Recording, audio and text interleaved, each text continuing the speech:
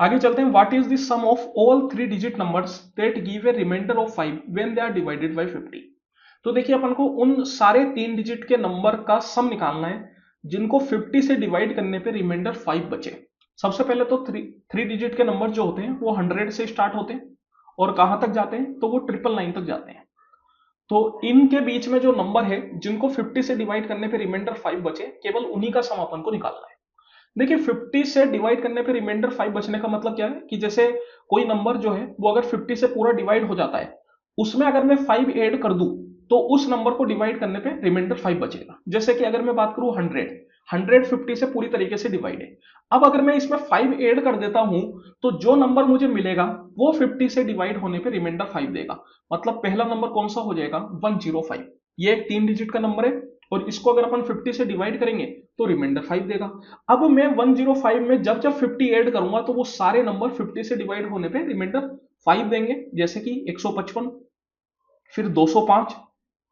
अब आगे जितने भी नंबर होंगे वो सारे 50 से डिवाइड होने पे रिमाइंडर 5 देंगे। तो अपन एक एक को ऐसे नहीं निकालेंगे, अपन क्या करते हैं लास्ट वाला नंबर निकाल लेते हैं। लास्ट नंबर कौन सा होगा, जैसे कि 950 जो है वो 50 से पूरी तरीके से डिवाइड हो जाएगा।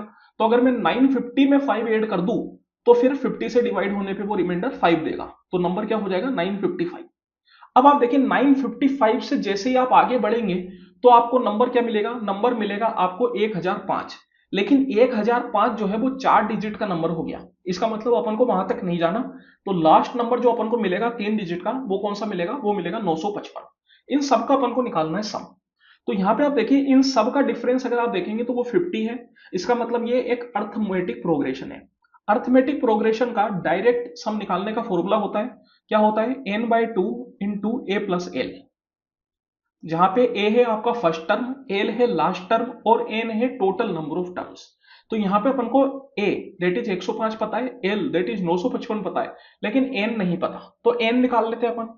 एन निकालने के लिए अपन क्या करते हैं, एक फॉर्मूला अपन जानते हैं कि जो लास्ट टर्म होता है एल, जिसको अपन ए एन भी बोल देते हैं, this is equal to A plus N minus one into D. मतलब कोई भी अर्थमेटिक प्रोग्रेशन का अगर आपको कोई भी टर्म निकालना है तो वो A plus N minus one into d की फॉर्म में होता है। अब यहाँ पे अपन को एन निकालना है, मतलब टोटल टर्म्स निकालने हैं। तो अपन क्या करते हैं, ए एन को 955 डाल देते हैं और ए अपना फर्स्ट टर्म है that is 105 plus N minus one, n अपन को निकालना ही है, और डी, डी मतलब डिफरेंस। तो कितने का डिफरेंस है हर टर्म में, 50-50 का डिफरेंस है। तो यहां से अपने एन की वैल्यू निकल जाएगी। कितना हो जाएगा, देखिए 955 में अगर आप 105 घटाएंगे तो आपके पास आ जाएगा 850। 850 बाय 50 प्लस 1, तो ये हो जाएगा एन।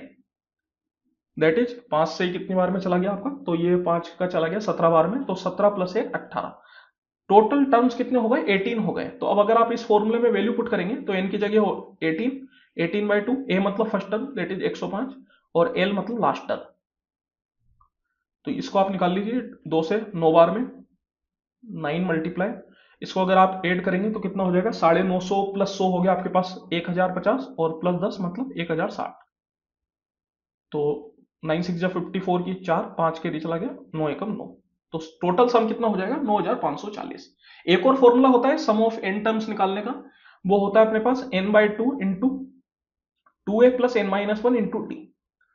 तो यहां पे अगर अपने पास लास्ट टर्म नहीं होता तब अपन ये n/2 into 2a plus N minus one into D वाला फॉर्मूला लगाते, लेकिन यहां पे अपने पास डायरेक्ट लास्ट टर्म है इसलिए अपन ने डायरेक्टली n/2 इंटू ए प्लस एल वाला फॉर्मूला लगा लिया।